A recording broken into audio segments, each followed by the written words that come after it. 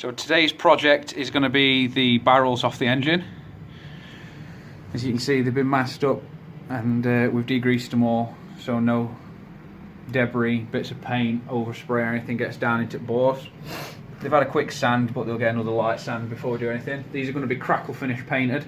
It's quite a good paint. You spray it on very thickly and then you can either leave it to natural dry, or as it dries it crinkles up. It leaves a really nice finish. We've done the voltage regulator with it as well yesterday, which I'll show you later. So that's where we're at with those. They've been masked up quite well. Everything that we need is all sorted. We've got the tops of the engine which we've started to paint strip, but the original Harley paint is on there and it's actually really tough, so it's taking a bit of getting off.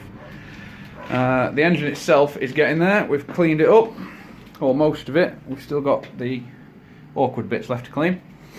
So that's pretty much where we're at with that. We had to take the main clutch cover off to get the last bolt on the start motor, which is in there, which is not coming out anytime soon. So that's where we're at with that. Again, all this will get cleaned up. There's not much carbon on top of pistons, but we'll clean them anyway.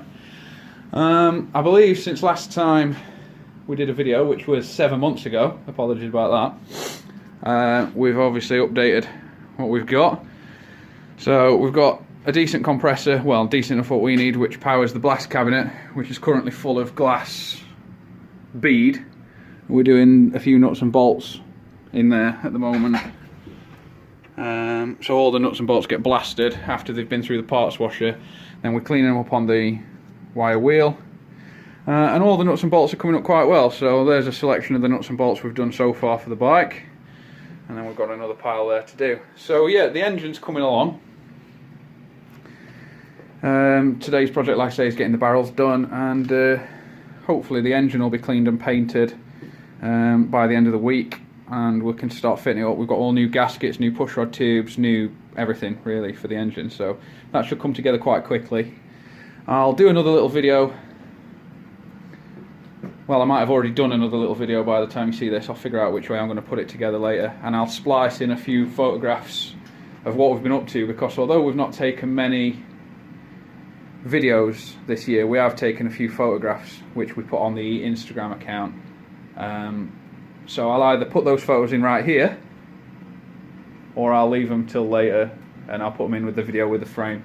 We'll figure it out as we go along. This video is a bit fragmented because we're just playing catch up, because we realise that we've done a hell of a lot of work but not actually videoed any of it.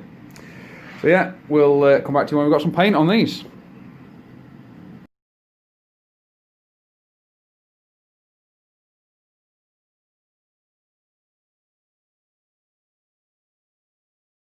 I think the last time, or the last video that we did, the frame, we'd only just cut it. So as you can probably see, a lot's happened since then. It took quite a lot of cutting and fettling and trial fitting and welding and things, but we cut the frame just there on both sides. And we cut it obviously there on both of them, which we then capped off. These have been capped off and all welded all the way around and then ground back smooth. And we also made gusset plates.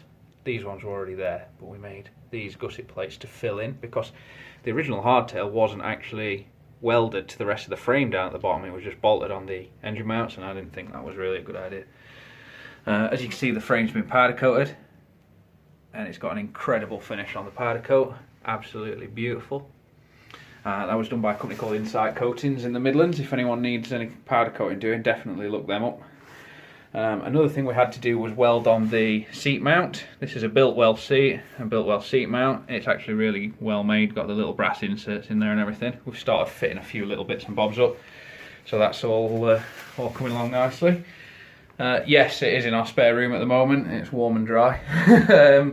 We fitted the... Oh, another thing we did was weld the tabs on for the oil tank. There and just there. The tabs for the indicators, we've got these slimline indicators that are now mounted. They tuck nice and close into the frame. You still can see them from behind. But yeah, that's all coming along. We've decided to actually wire it internally. So 90% of the wiring is going to be hidden. You'll be able to see a little bit, but most of it's going to be hidden. So a lot of the frame will be coming up, and a lot of the wiring will be coming up through the frame and out of there to the bars on both sides. There's another one there. Coil wiring will all come out down there. I don't know if you can really see, but there's a hole just there. And then all the indicator wiring actually disappears up into the frame, a bit like that. So yeah, lots of progress. Oh, sorry about that. Lots of progress on that. Obviously we've got a few more bits powder coated. The oil tank's all powder coated. Again, like I say, the finish is amazing. The engine mounts are all done, ready to fit. And we had the fuel tank and all the tin work of the bike painted, professionally painted. There it is. So the fuel tank's all painted, ready to fit. Fuel tap back on. So yeah, there's a lot been going on. There's a few more engine bits that have been done as well. So I'll show you those. We've been using crackle finish paint. We've painted the barrels off the engine and a few other bits and bobs. Fingers crossed, I think in about a week or so we'll get the engine fitted back into the frame. Obviously not in here. It will have to move before that. The tyres have arrived tonight, so as soon as the wheels are relaced we can get those fitted. And we've also fitted things like the new racers for the bearings. They're not quite tapped down as far as they need to go. They need to go all the way down to that ridge just there, but they're in, and the lower one as well, same as that one. So not be long before we've got the engine in and it got it to a rolling frame, and then it's just a matter of fitting everything up. But yeah, as you can see, quite a lot of progress from the last video. We'll try and do videos a bit more often now.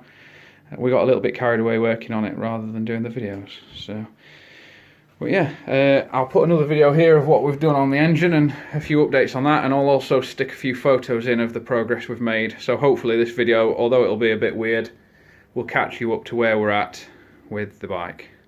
So yeah.